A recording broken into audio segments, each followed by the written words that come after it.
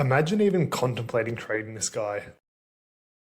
Please don't watch my previous videos because yeah, I was very close to trading out Haas and he clearly took that one personally. So yeah, just a monster score. If you traded him over the last couple of weeks, your Sunday is probably right off now and you probably can't wait to go back to work tomorrow because yeah, absolutely ridiculous from the big fella. What a weird round.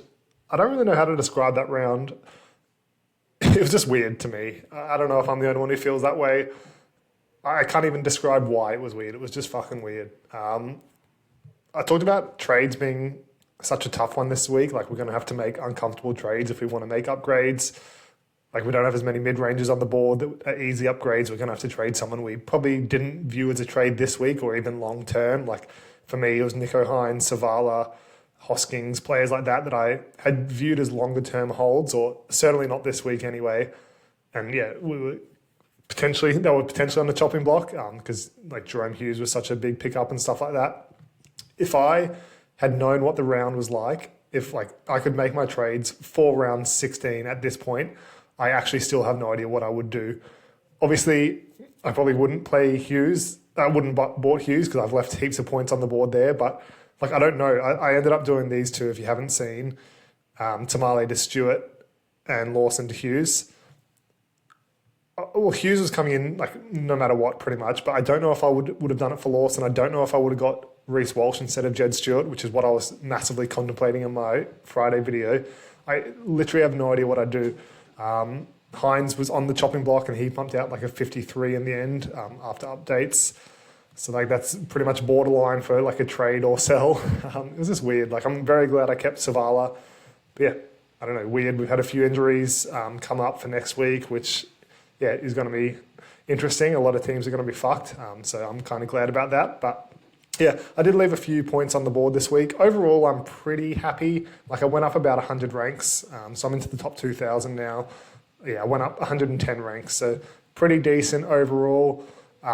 It was a big decision today whether to play Drinkwater or Hines and clearly got that one wrong. I knew Drinkwater had the lower floor. I was well aware that this was a possibility. I just thought his ceiling was a bit higher. I thought the Cowboys would put some points on the Roosters.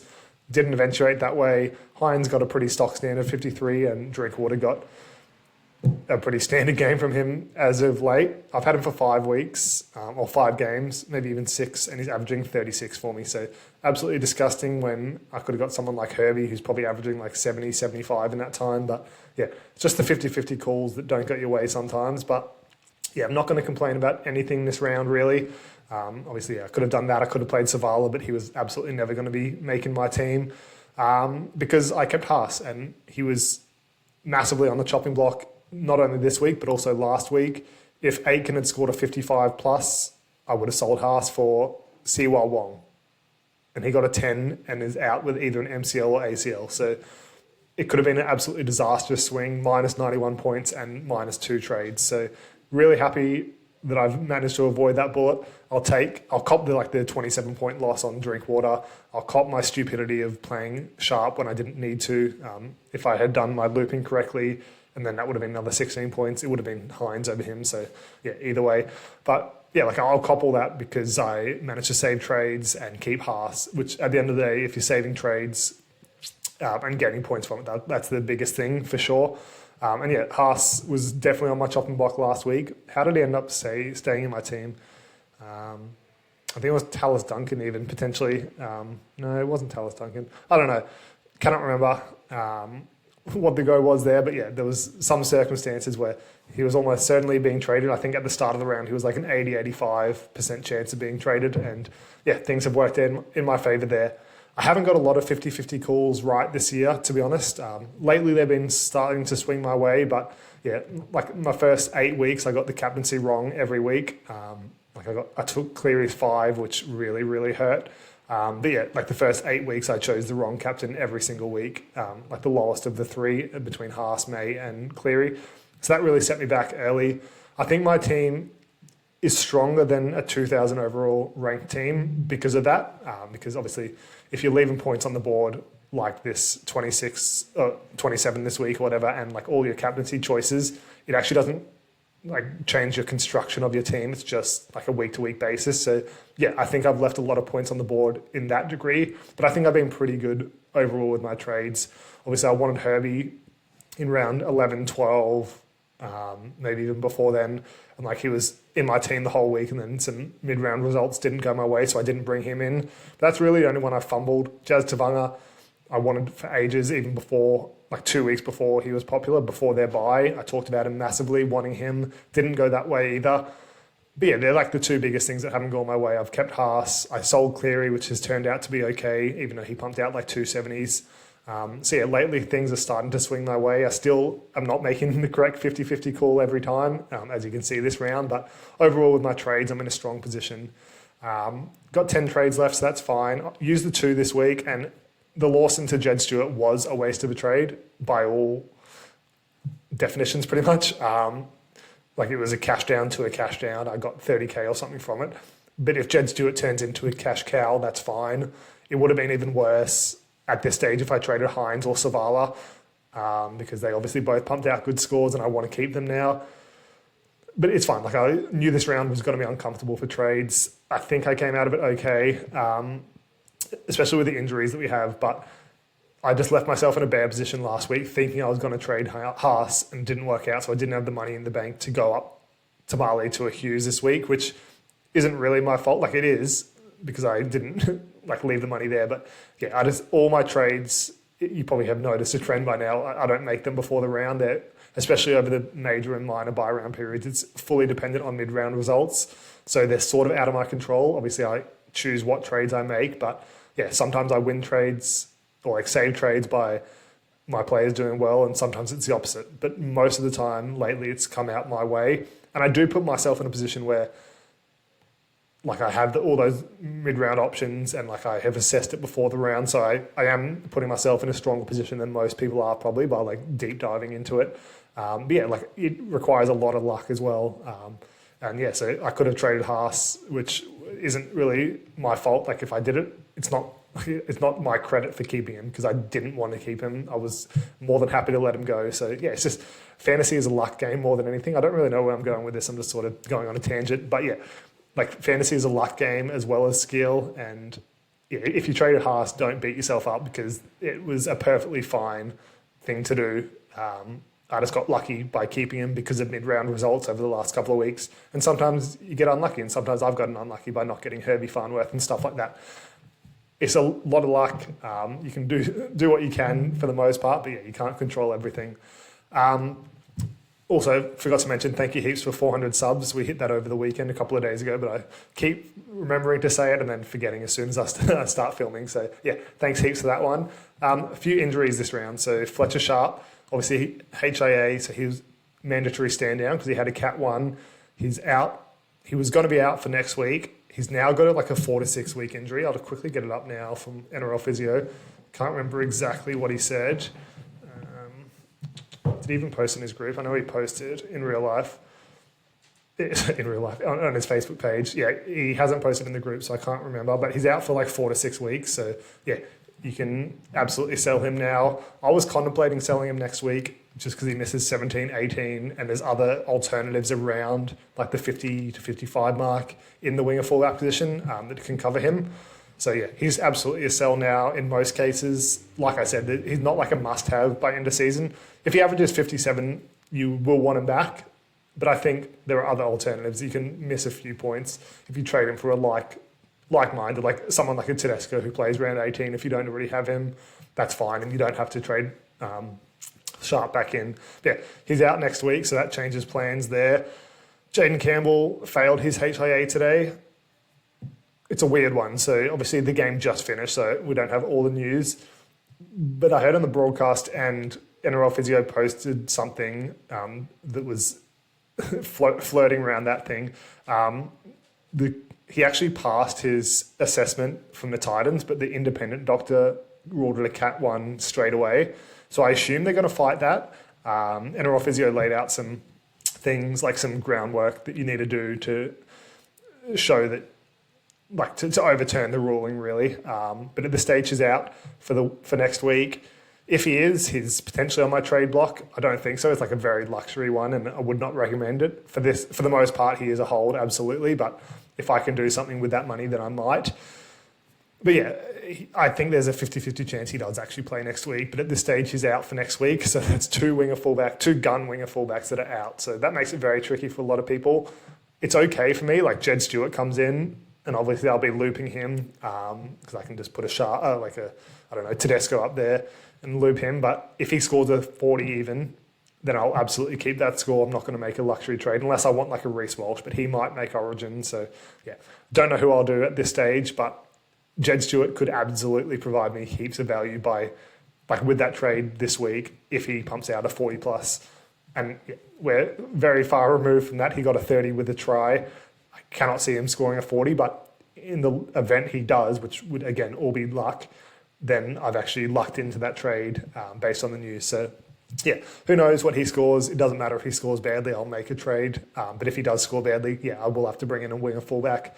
But a lot of people are top heavy. Like everyone's got heaps of mids, edges, and not a lot of winger fullback centre depth. Like obviously in round 18, most people need at least Kiraz, probably a couple more. And now it does get a little bit murkier. Obviously Fletcher Sharp and Jaden Campbell didn't play then, but you do need someone like a Kiraz is probably going to be a lot more popular this week. That's about all for the massive injury news. Sandon Smith, CY Wong's injured, but he wasn't very popular anyway, like 15% or something, so not too many have him. Sandon Smith, again, not very popular. He is going for scans now, so the Roosters cleared him pretty much. They said he only came off because it was like a blowout score, but he would have been right to come back, more than likely. But yeah, now he's going for scans. NRL Physio did even say during the game, he didn't have audio, but he said it looks like a potential MCL, but it was a bit unclear. But if he's out, Savala gets goal kicking and a boost in kick meters for the game. And he was one most people would have traded next week or the week after. So he's now a keep. So yeah, the trade options are actually really slim again. What did he get? Like 73 or something this round? 72. That's absolutely absurd. Even with a low break even, he's probably a keep with the low break even, but now that he's getting goal kicking, it's probably like a 6 to 8 point boost plus increased kick meters. So he's pumping out keeper scores. I think you just have to keep him now. He's good for round 18. Does it mean Latu Fainu isn't as good as an option? Because if you already got a Jerome Hughes or Jamal Fogarty or someone, you can't actually loop Savala and Latu Fainu because they both play in the same game. So you're just going to have to choose one, which means you're probably choosing Savala, absolutely. But Latu Fainu isn't going to come into your team in round 18, so he's pretty much just a cash down. A cash cow. But is he going to make 150, 200K? He looked really good, but yeah, just something to think about. I will almost certainly be bringing him bring him in next week, probably for like a Fletcher Sharp, and then utilise the money somewhere else. I don't know, like bringing in a Kiraz, which I ideally want to do in round 18. But yeah, I don't know who else is going to be traded out because Savala's certainly staying in my team now. Hines, probably want to keep him after a 53. Hosking probably can go. My round 18 is looking okay. I just need a centre at this stage and almost certainly a winger fullback if Jed Stewart scores badly. But yeah, that's fine. I'll get Kiraz in, absolutely. And then I'll probably bring in another winger fullback or centre. I'm not sure. I could go like a Reece Walsh, but I probably want to wait till round 18 now because he looked really good. Probably is a big chance of making Origin. That's why I didn't bring him in. If he was absolutely no chance of playing Origin, he would have come in instead of Jed Stewart, but that scared me off. And he played really well. Pong was okay. But yeah, the thing is everyone says they're not going to make mass changes since they won, which is an absolutely valid point. I said the same thing for New South Wales. That's why I got Kaloa Matangi. I was probably always getting him, but I said he won't make Origin 2 because New South Wales won in the first game. But Reece Walsh wasn't in contention in game 1 and 2. He was injured. So we don't know if Reece Walsh would have been the number one choice over Ponga. So if he was, and his form is better, Ponga's been shit in NRL and in both Origins, you can easily make that upgrade. And it is like Maroons won, but they were struggling in the second half. New South Wales are big favourites. Like it's not the same as winning as favourites. So yeah, I'd say Reece Walsh is probably like a 60% chance in my eyes. So probably don't want to do him until round 18. Otherwise, it's a big waste. Obviously, he will cover round 17 if Jed Stewart scores badly. But yeah, that's pretty much all I need. Tallis Duncan and Hosking are both loop options at this stage, which is fine. Like, I stress the importance of having loops in especially the major bye rounds, but also the minor bye rounds. But like, look at my 5 guys. Kalamatangi, assuming he doesn't make Origin, which he might. Like, I won't be looping him. Won't be looping Terrell May. Won't be looping Tarpanay or Couchman. Maybe Aitken. But yeah, like, I don't know about that. Like, unless he's playing centre, he's probably going to pump out a 55 or so. So yeah, Terrell May or Kalamatangi might make Origin, and then I'd want Tallis Duncan. But Hosking is really no chance of making my team. And yeah, like, I will loop some of these guys because I can, but like 99% of the time they're going to score like 55 plus, and like Hosking becomes irrelevant. So yeah, I think Hosking can easily be traded this week for me, unless we maybe hear some news that Kalamatangi or Terrell May are making Origin, but I doubt it. So yeah, I think early stages it will be Sharp to Latu Fainu, and then Hosking up to like a Kiraz or something. I don't need Preston in round 18, as you just saw. Maybe I can make that luxury trade, but that will maybe be a mid-round trade if the Bulldogs play later in the round, although I think they play in the first game, don't they? Yeah, they do play in the first game. So yeah, Preston, probably don't need him. Then I'll have about, how much is Latu? 300k?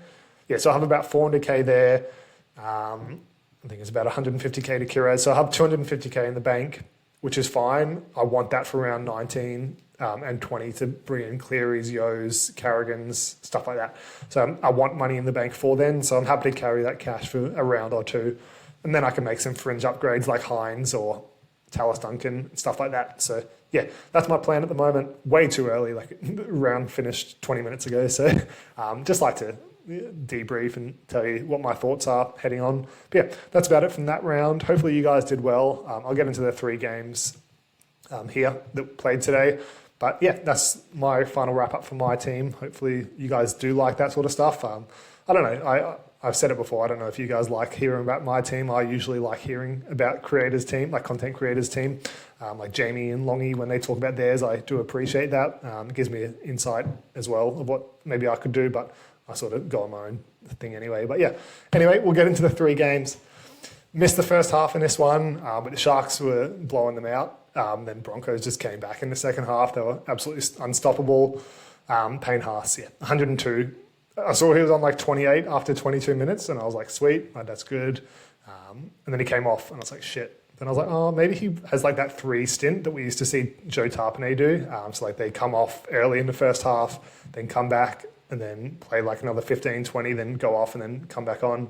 And yeah, somehow that actually did happen. I was sort of joking when I said it because I haven't seen anyone do that apart from Tarpanay back in the day. But yeah, it happened, and he was unbelievable. 9 tackle breaks, 6 offloads, 200 metres gained, 40 tackles. So yeah, just ridiculous. He was just offloading everything. It was hilarious. He was bumping off a tackle and getting an offload. Literally what I just rambled about Herbie Farnworth doing in yesterday's video because I don't own him. And then I was just laughing my head off when Haas was doing it. So yeah, 102 is awesome. If you sold, I do apologise. I did say when I was contemplating selling him that in most circumstances you shouldn't trade him. It's just because I have luxury trades and it was based on mid-round stuff. So I can't imagine I would have convinced anyone to trade him, which is good. But yeah, hopefully didn't sell him over the last couple of weeks. I think he's like 60% owned or something now. So there were a few. So his score is actually super valuable. I forgot to say that's the average score for the week, by the way. 764, 765, and I got 781. I completely forgot to go over this, but average trade 6.6 left. Most people didn't use a trade this week. But Payne Haas isn't on the trade out. So yeah, not many people traded him this week. It was going to be before this week if you did. But yeah, he's down to 58 to 59%. So yeah, his score was super valuable. And even with that, I still only just beat par. So yeah, weird round, but he was awesome. Katoni Staggs, 10 tackle breaks. Yeah, 200 metres as well. Just every run he was getting a tackle break. So he looked really good. 4 line breaks is crazy. But still only a 64. So not a monster score. He was a decent fantasy option back in the day, but yeah, those days are long gone, I think. Couldn't even tell you what it's priced at. Let me guess. I reckon 470. Let's have a look. 504. So yeah, he's got a low break even, but yeah, couldn't even tell you any of his other scores this year, but that's a good one for him. Reece Walsh with a 59. So yeah, do wish I traded him in for that because I would have played him over Fletcher Sharp and got a 22-point boost. But yeah, I don't know. He probably, in my eyes, he's a big chance of making Origin after that one if he wasn't already. 2 try assists, 4 tackle breaks, 3 offloads is huge for him. 2 of them were back-to-back and they went on the ground, so not as many points as he could have got if they went to hand. But yeah, really good game. I was a bit scared that his kick meters would be lower, which is sort of why I didn't want him in the end because yeah, he averaged 150 last year and was averaging like 80 this year or something. But yeah, 142 and this one's good. Maybe with Ezra Mam in the team, that does go back to 150, but I think Ben Hunt's due back soon, although he probably plays hooker, but that's another kicker into the mix. So yeah, that's good for him in this one, but I don't think that continues. I saw the interview after the game for like 1 minute. I think it was Kronk who said, or maybe Harry Grant, someone, I can't remember, was saying he was limping before the game or something, and he sort of brushed it off, but also sort of said like there is something there. So yeah, he's clearly not 100%, but he looked good in this one. And yeah, he did, not last week because they had a bye, the week before, he did sort of had something going on and then pushed the trainer off and then scored 5 minutes later. That was towards the end of the game, so we didn't really see how it affected him. But yeah, he's clearly not 100%, but he looks really good. Adam Reynolds with a 56, yeah, not fantasy relevant, but that's good. Same as Xavier Willison with a 52 in 41 minutes. That's a huge effort, but again, there's not really too many fantasy relevant options on this team. Paddy Carrigan, I'm potentially looking to bring him in instead of Isaiah Yeo. There's so many forwards. There's so many mids that are around that mark, which is just crazy. Like you got Tarpanay, Carrigan, Yeo, Tino, probably a couple of others who are around that mark, and then obviously like an AFB McInnes just below. Yeah, pretty much choose whoever you want to at that price, at that round, like round 19, 20, whoever you want around that points average. I'm probably just going to do whoever's cheaper, to be honest. I know Carrigan does have a buy in round 20, so maybe you look to him after 21, but yeah, I'll just see whoever's cheap really and then go from there because they all will pretty much average the same. That's about it from that team. Brendan Piakura, yeah, fantasy GOAT, 28 and 66 minutes, so back to usual after a couple of 60s. Oh, Karapani with a 39 is pretty good. He obviously got a double to get there, so that's not great. Yeah, he was a little bit cheaper as well, so I'm sure some people picked him up.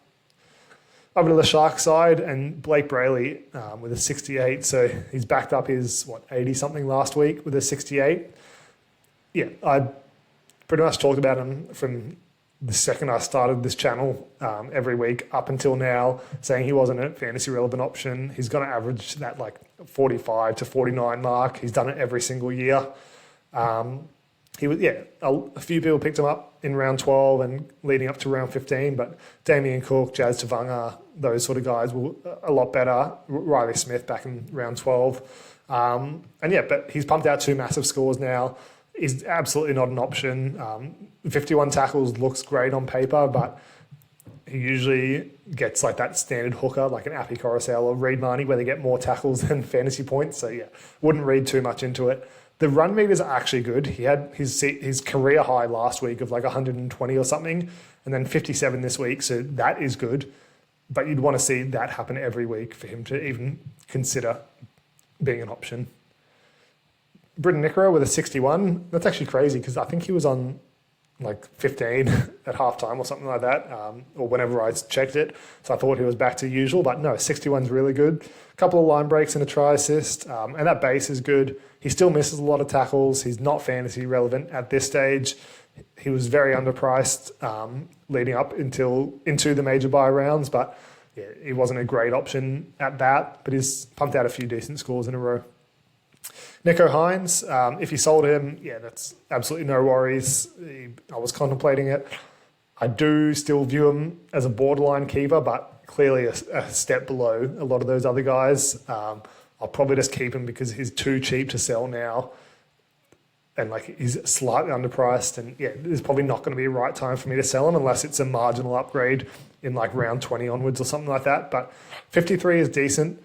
He did get a try. The Sharks put on plenty of points. He was on 37 at halftime, and I didn't play him. I said yesterday I was going to play Drinkwater over him because I was on the brink of selling Hines, and I didn't, so I would have been happy if he scored like a 70 or something. When he got to 37 at halftime, I was like, oh, please don't score a 70. So, yeah, kind of probably lied to myself there. Given I didn't play him, I didn't want him to score that well. So 53 is actually pretty much a perfect score. Would have been more perfect if Drinkwater actually did anything. Yeah, like a 53 is pretty good for not owning him, but also keeping him. The real good thing here is the kick meters. So I missed most of the game. He got most of his kick meters in the first half, so I don't know if it was just on fifth play they were on that side because that's how they usually do it. But that's really strong because they've lost a couple of games in a row where Trindle has dominated kicking, and now they were in this game. They didn't win it, but they were in it for a long time, and he dominated the kick meters in the first half when they were winning comfortably. So, yeah, maybe that's a good sign moving forward. Don't know. It could be absolutely nothing, but it's something to me because he hasn't kicked at all recently. So I'll take it. He's going to be playing for me next week, so hopefully he can do the same, but yeah, he's probably going to get a 40. He actually hasn't been scoring terribly, which is funny because, yeah, it's been super annoying owning him. He did get that 25, but apart from that, he's actually scored okay. Like, he's been getting 45 pluses almost every week. He just hasn't had a breakout score. Yeah, like a 25 and then nothing worse than a 45 since round 5. So he's actually not been as bad as I thought, so I'm glad I kept him. But yeah, it's a fine score. AFB with a 53, so pretty much bang on his average, but 65 minutes is really positive as well. When I look at players, I don't look at what fantasy score they get. I'm looking at how they got there. So like Nico Hines with bulk kick meters is awesome. AFB playing 65 minutes is awesome. Those minutes look really strong now. If he was playing round 18, I would probably be picking him up now. Well, not really, because I don't need him, but like hypothetically, because he's played like 4 games straight of 60 plus minutes, I think. So yeah, that's all we wanted to see from him. If he was doing this earlier, that would have been awesome. But a lot of people have him. I think it's really good signs if you do. McInnes with 72 minutes, again, that's awesome. It's weird that they both seem to play their bigger minute games together. Like you'd think it's one or the other, but no, they always seem to do it. I don't know if there was any injuries in this one. Trying to look here. Yeah, well, Teague Wilton got injured. Don't know who went to the edge or anything because I missed most of it. But yeah, maybe that affected things.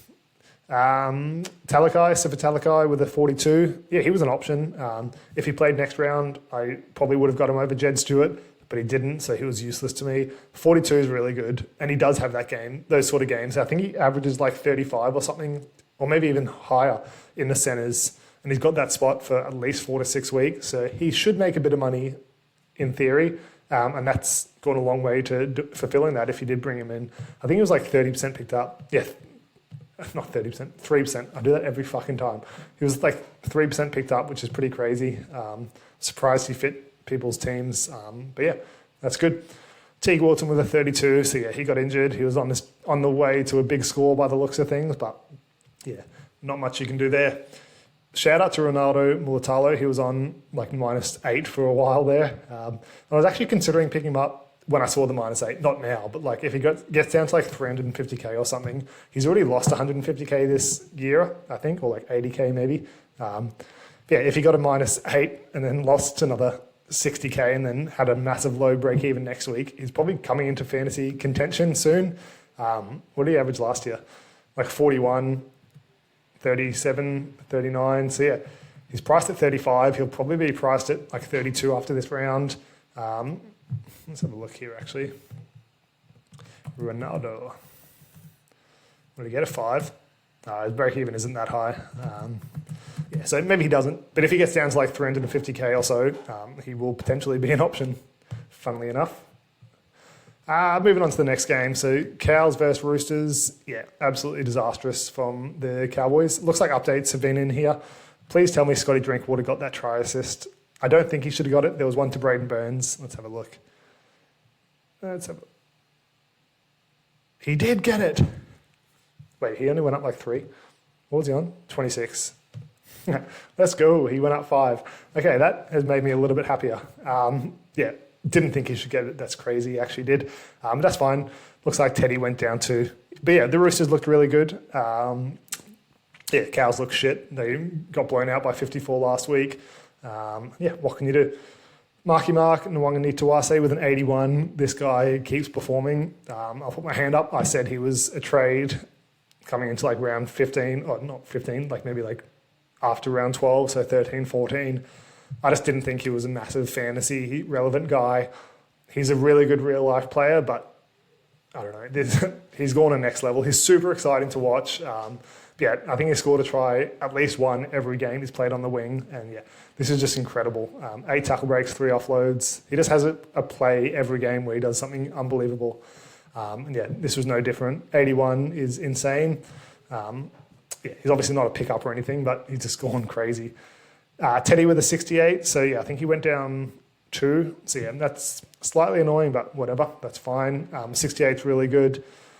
I seemed to click off this game as soon as he wanted to do something because I missed the first 15, 20 minutes and he was up to he was like going a point a minute or something, and then I flicked off for 2 minutes as I was getting out the car and he scored a try. So yeah, he was really good. 68. He's got heaps of tackle breaks, which is good. He's just involved in everything. Like he backs up every play, which is good. Most people have him by now, which is good, but I think he'll be super popular in round 18 if you don't already. I think it's like 70% owned or something, but yeah, that will probably get closer to 85, 90% with Fletcher Sharp and potentially Jaden Campbell out now. Obviously they're not playing in round 18, but it's still a wing of fullbacks that are gone that you need to fulfill. So yeah, 77% in the top 100 and then down to 63%. So that should increase. Hugo Savala, so he lost 5 actually. So I should actually move up a few ranks by the looks of things now with Drinkwater going up 5 and Savala going down. What happened to him? What did he lose? Maybe a try assist by the looks, I'm guessing. But anyway, 67 is really good. Yeah, those kick meters are just insane. The tackle count's really good. He doesn't miss many. He's a bigger body. He's 6'4". This is why I got him in like super early when he had 80 break even or something. When I haven't seen players, well, if it's like their debut, I always just type in YouTube their name and then Queensland Cup highlights or New South Wales Cup highlights. But I also check on here how they went in reserve grade and stuff like that. But yeah, he was 6'4". That usually translates to halfbacks.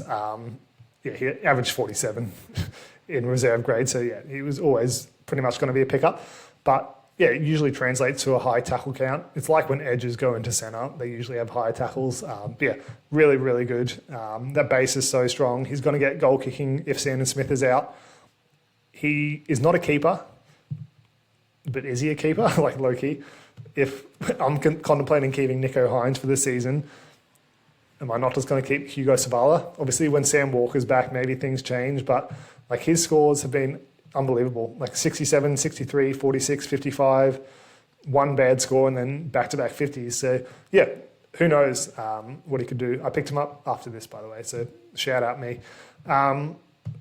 Yeah, 67 is really good. I thought he scored a try. Oh, no, he knocked it on off a Teddy try assist. That's right. Yeah, base is super strong. He has that attacking potential. He does back up a few plays as well. Sometimes you would have liked it to be Teddy, but it's Savala just shooting through. He's got some wheels, eh?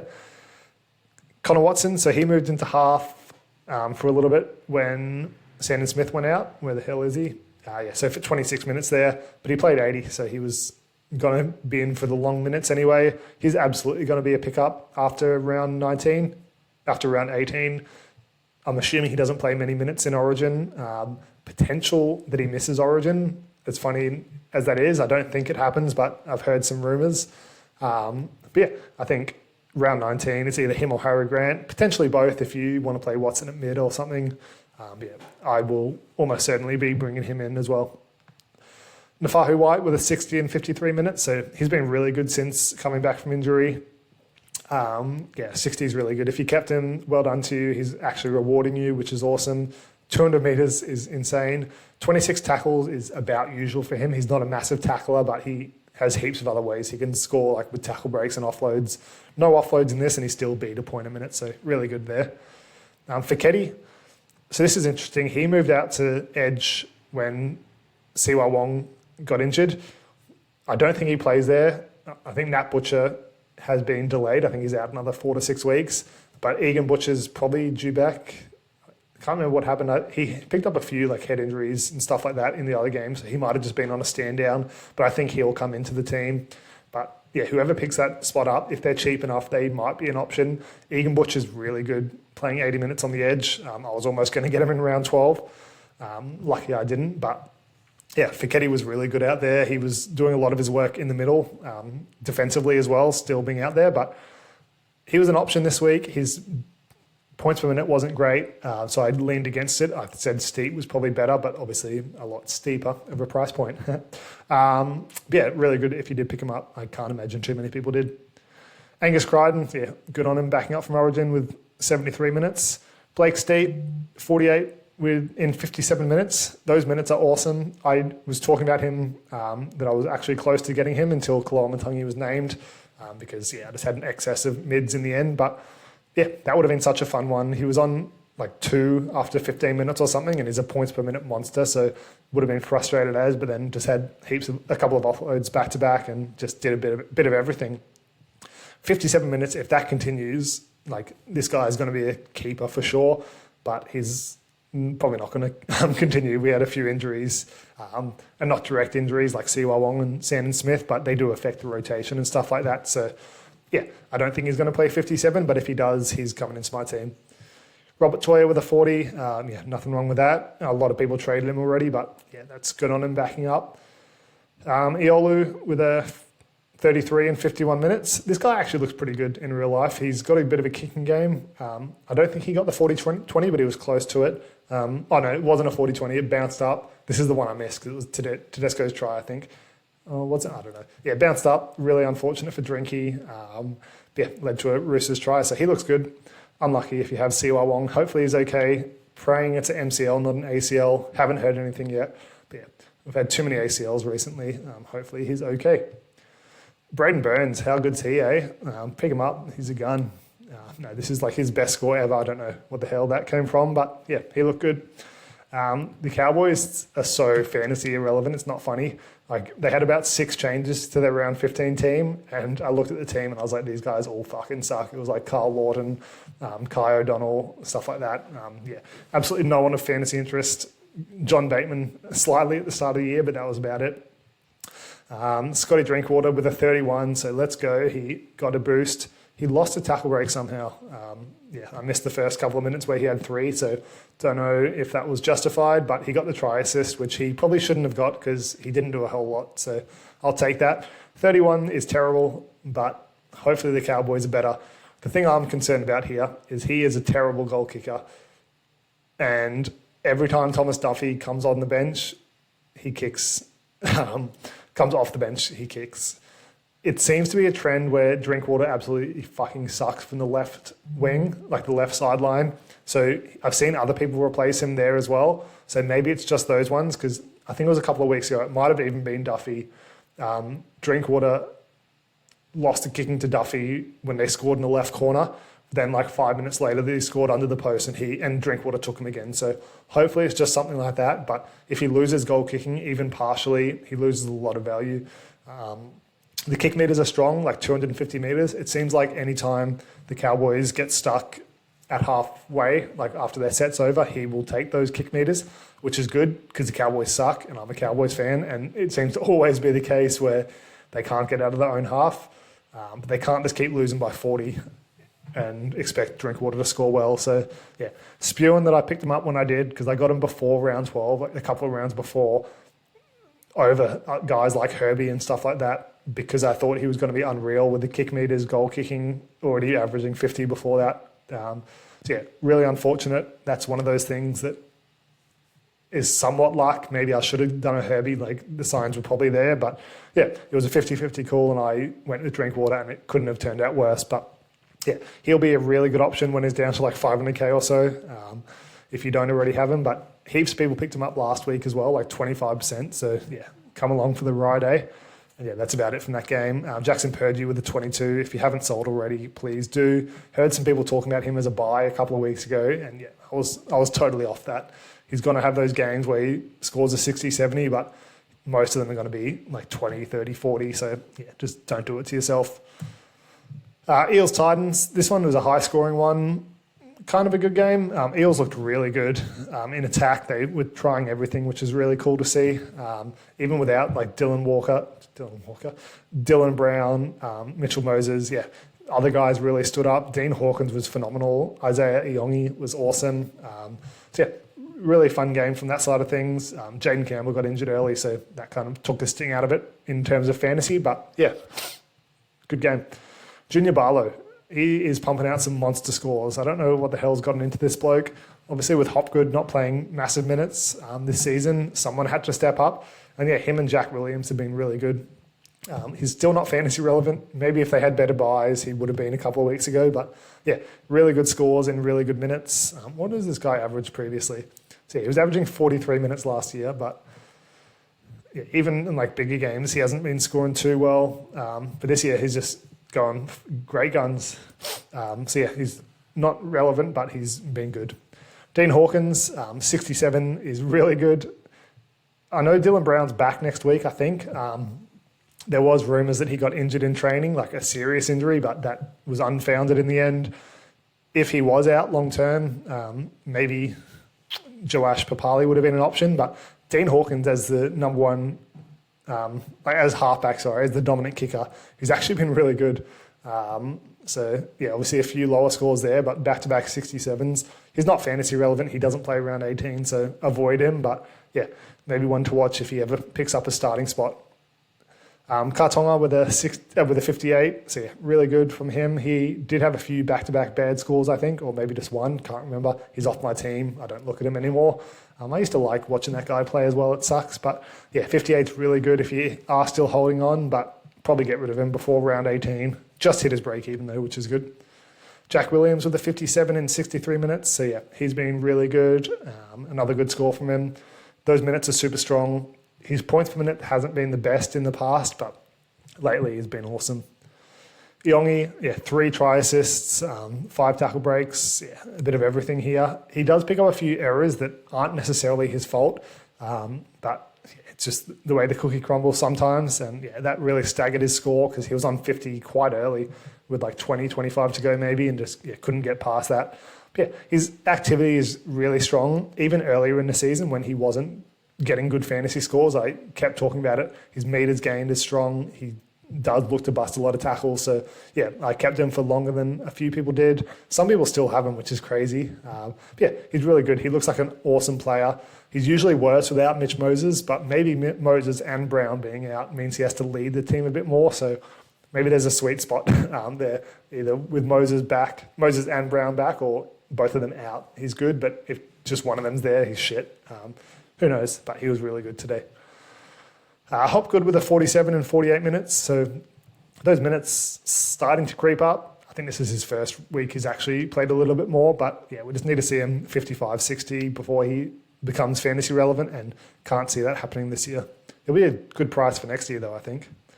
Riley Smith, so he actually started on the bench this one. I traded him out last week, and that was one that I didn't necessarily want to do. It was just how the mid-round trades went, and I was stuck with like some of my loop options playing. Was it Savala who was on the chopping block? Potentially. I can't remember. I cannot remember like a week before. Oh no, it was Tamale, who I was going to trade out, but I had to use him as a loop. Yeah, I cannot remember what happens like a week before or even yesterday's games. So I could be watching a game and not tell you what the actual score is. I just can tell you exactly what my fantasy plays are on score-wise. But yeah, he started on the bench, did pick up an injury late, and just before that he decided, like he hurt his knee clearly, he was about to come off, shook the trainer off, then decided to dump someone on his head, pick up a penalty. Could have been a sin bin, because we saw Will Penasini get a sin bin for a lighter one than that after that in the game. So that would have been a hilarious way to go off. But no, just the penalty, and then came straight off. It was like a cut on his knee or something, so nothing disastrous. But yeah, if he's not playing 80, then you can just trade him. I traded him because I knew Joash Papali was on the bench most weeks. And yeah, it was said that he was always going to be covering hooker. So yeah, I knew he wasn't playing 80. I wasn't going to play him any other week, so I was happy to trade him for the most part. But I did think he had a little bit of money left in him. But that's going to stagger now. I think he'll be back next week though. But yeah, you can probably look to move off. Joash Papali with 33, 30 tackles is really good. So if he did have the longer term 5/8 role, if Dylan Brown was out, there were two things I was concerned about. The kick meters, and yeah, he only got 30, so that's concerning. But also the tackles. He's a lighter frame, like he's a smaller body. I thought he'd struggle. 30 tackles is awesome, and only one miss is even better. So yeah, if he somehow gets that role long term, then I think he could be an option. But yeah, the kick meters is still concerning. Jermaine Jolliffe with a 67 is really good. I think he's had a few decent scores lately. Not super fantasy relevant, doesn't play around 18, but if you picked him up, well done to you. Same as Chris Randall. A few more people picked him up. I didn't love him as an option, knowing David Fifita was coming back. Splitting that hooker role when Verrills came back. But yeah, for the moment, he's playing 80 minutes on the edge and absolutely crushing it. Scored another try this week. The base is really strong as well. Still don't love it. He's obviously a lot more expensive now, so it was a couple of weeks ago or never. But yeah, well done to you if you did pick him up, because a few were interested. Beau Fermor with a 58. Yeah, he jumped out to a 35 at halftime and got a nice little treat when Jaden Campbell went off and Beau Fermor stood up and did the goal kicking.